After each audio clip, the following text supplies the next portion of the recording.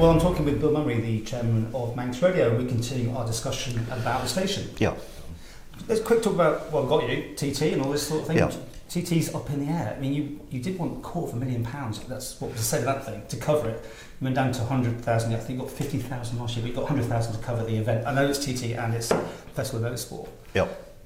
Seriously, is that, I mean, 250,000, I think there's a few jaws are dropping when I heard that. Do you think that really is acceptable to us, that sort of I don't recognise that figure. Mr. Pusey, I think, in the actual thing. He asked 250,000 was asked for. No, that isn't the situation. And again, it is a commercial negotiation with the Department of Economic. Are you sure they did ask for 250,000, by the way? Well, I think Manx Radio answered that from various sources, but I thought it was in that. I thought it was actually in that. Yeah, well, what I'm not going to do again is I'm not going to conduct commercial negotiations in front of camera. What I would say you is that we are directly engaged as we speak with DEE to look at the TT going forward. You are probably the only player in town that can do it, probably anyway, right? So sorry, you're probably the only broadcaster in town that can do it.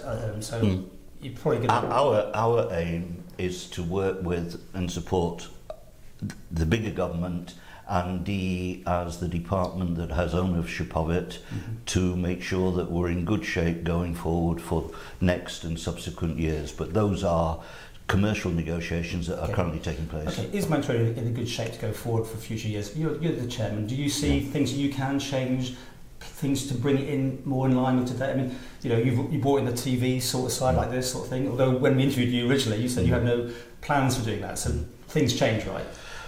How do you define television? Well, visualising what's going on in your studio doesn't You've also said you're going to take your cameras out and about at some point. You haven't mentioned that in the brief, so you are planning probably something like this. Could I ask you, are you sensitive to that because it's competition to what you're doing? I'm just asking a question about you. What do you think? Do you think it's a good idea? Do you think to go into I'm here to have a debate, not a one-sided...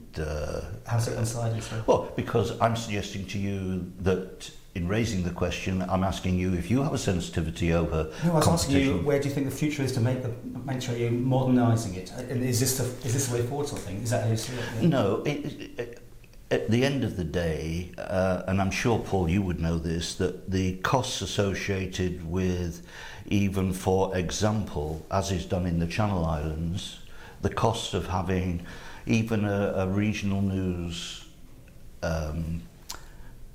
opt-out, which is one possibility, is a very significant challenge. And my view as far as television going forward is concerned is it's not that you would then be filling 4 or 8 hours of programming. That opportunity of working together, including with the BBC, to move towards having a regional opt-out capability is probably an entirely valid model. Okay. Are you happy to stick with being a chairman? Are you happy with what you're doing? And, you see a big bright future for the because it has come to a lot of stick, hasn't it? I mean, let's face it, a lot of the politicians seem to be also, going in there, which is unusual. I thought, you'd have them on your side. But how do you feel it's going to go? Do you think you've got a good future? Are you talking now about the... Well, both yourself and the position, but also the station as a part of Manx culture there are 3 phases to this. First of all, the nation has to think about and perhaps redefine and restate what we mean contextually for the Isle of Man is public service broadcasting. What do people expect as part of a PSB remit? What does government expect? And we are then there to deliver on that. And that the value of the current exercise that we're going through is, I think, to step back, review and clarify, first of all, what we mean by PSB. What are the characteristics, what are the programme content, what is the programme content that is sacrosanct? I mean, for example, TT, Tynwald Day, the Guild, Gaelic language programming. It's all public service stuff. I mean, but you do much more than, obviously you do play music and everyone else, you do all the other things in between. Yeah. Is that the stuff that has to go to do the public service then, do you think? Yeah. It hasn't. No, I don't think it does. I think that we touched on a few minutes ago about the as part of the advertising debate. There are businesses out there whose target market is very much skewed towards an older group, sometimes referred to as the Grey Brigade, right, who characteristically have high disposable income, and the companies that are operating in that space find Manx Radio a very, very effective medium.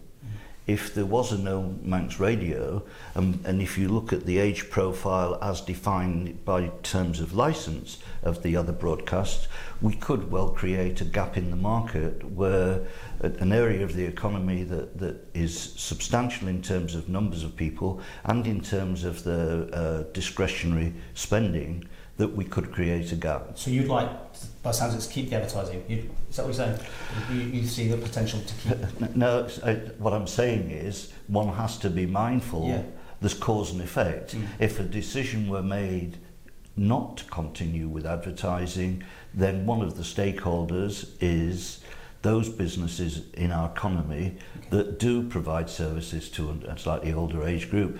We'd need to make sure that they were not isolated. It's interesting you say that number, because you also, in that thing, was that you've got the most younger audience of all the stations listening as well. So you're hitting the top and the bottom, aren't you? But is it the middle that you're missing, or are you not aiming the middle? Or? No, I think what it is, Paul, you're missing that if you look at the stats, there is empirical evidence by way of radar that says that the other two licensed operators, their strength is towards the younger age group, and then they tail off. And that's a characteristic of their license. Well, Energy's not on it, but 3FM is. Yes, yeah. So, happy, continue, you're happy, just to finish off, what do you think? I have absolute confidence that, first of all, PSB is an empirical part of a democratic community, and I think that Manx Radio, warts and all, and despite the fact it is the most reported on quasi-government body and has been, as you know, for many years, I think one has to be careful what you wish for. It is precious to the Isle of Man. And yes, there are challenges, but the way to deal with those challenges is to work collectively, right? And there isn't an outcome, or there shouldn't be an outcome, which is not mutually beneficial, and ultimately the people that need to benefit are the audience.